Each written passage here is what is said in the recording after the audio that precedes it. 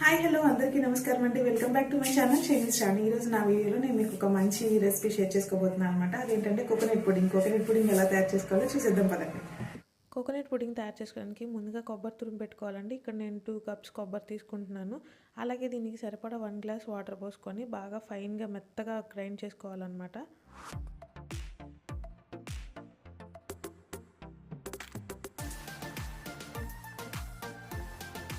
చూసారు కదండి, ఇలా ఫైన్గా పేస్ట్ చేసుకున్న తర్వాత ఇప్పుడు దీని నుంచి మనం కొబ్బరి పాలు తీసుకోవాలి.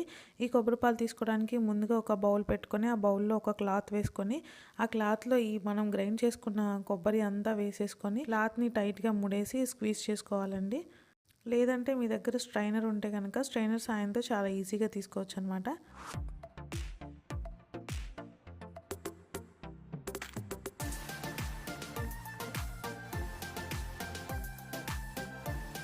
ఇప్పుడు మనము కొన్ని పాలని సపరేట్గా తీసుకోవాలండి. ఇలా సపరేట్గా తీసుకున్న పాలలో ఒక 2 టేబుల్ స్పూన్ కార్న్ఫ్లోర్ వేసి బాగా మిక్స్ చేసుకోవాలి.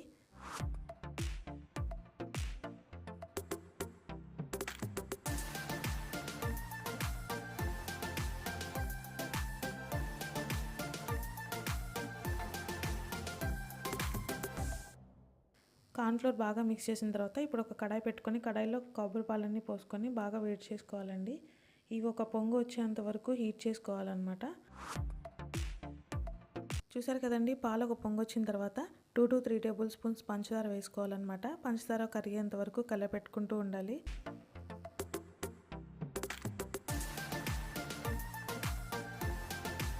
ఈ పాలు బాగా కలపెట్టుకున్న తర్వాత ఇప్పుడు మనం కార్న్ఫ్లోర్ మిక్స్ చేసుకున్న పాలు పోసుకోవాలండి.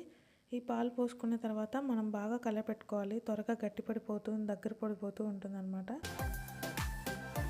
చూసారు కదా, పాలు పోసిన వెంటనే అలా బాగా చిక్కగా దగ్గర పడిపోయింది. దీన్ని మరి గడ్డలు కట్టకుండా బాగా స్మూత్గా ఉండేలాగా త్వరగా మిక్స్ చేసుకుంటూ ఉండాలండి.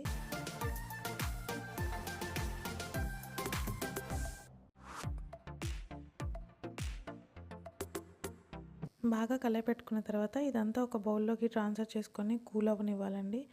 బాగా చల్లబడ్డ తర్వాత ఒక 1 అవర్ పాటు ఫ్రిడ్జ్లో పెడితే కోకోనట్ పుడ్డింగ్ రెడీ అన్నమాట.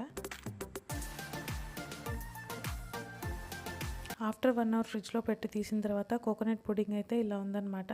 ఎడ్జెస్ ఏమైనా అతుక్కుందో లేదో చూడడానికి నేను చాక్తో అలా ఎడ్జెస్ అంతా క్లీన్గా అంటున్నానండి. సో ఎడ్జెస్ ఏమైనా అతుక్కుని ఉంటే రావడం ప్రాబ్లం అవుతుంది కదా అని ఒకసారి మొత్తం ఎడ్జెస్ అంతా అలా అంటున్నాను అనమాట.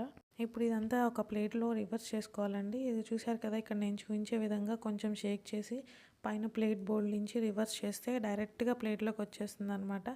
మనకి ఎలాంటి ప్రాబ్లం లేకుండా ఏమీ అవ్వకుండా చాలా బాగా వచ్చేస్తుంది, చాలా ఈజీగా. సో ఈ ట్రిక్ తప్పకుండా ట్రై చేయండి. అలాగే గార్నిష్ కోసమని నేను సన్నగా తురిమిన బాదం జీడిపప్పు వేసుకుంటున్నాను అనమాట. ఇప్పుడు దీన్ని నేను కట్ చేసి చూపిస్తాను అండి. చాలా బౌన్సీగా ఉంది, అలాగే టేస్ట్ కూడా చాలా బాగుందన్నమాట. మీరు కూడా ఈ రెసిపీని తప్పకుండా ట్రై చేయండి. చాలా బాగా నచ్చింది. చూసారు కదండి, కోకోనట్ పుడింగ్ అయితే చాలా సూపర్ టేస్టీగా చాలా బౌన్సీగా ఉందన్నమాట. చూడడానికి కూడా చాలా బాగుంది. మీరు కూడా ఈ రెసిపీని తప్పకుండా ట్రై చేసి మీకు ఎలా వచ్చిందో నాకు కామెంట్ సెక్షన్లో తెలియజేయండి. నా వీడియో కనుక మీ అందరికీ నచ్చినట్లయితే please subscribe to my channel. పక్కన ఉన్న బెల్ ఐకాన్ క్లిక్ చేయడం మాత్రం మర్చిపోద్దు. Thank you for watching.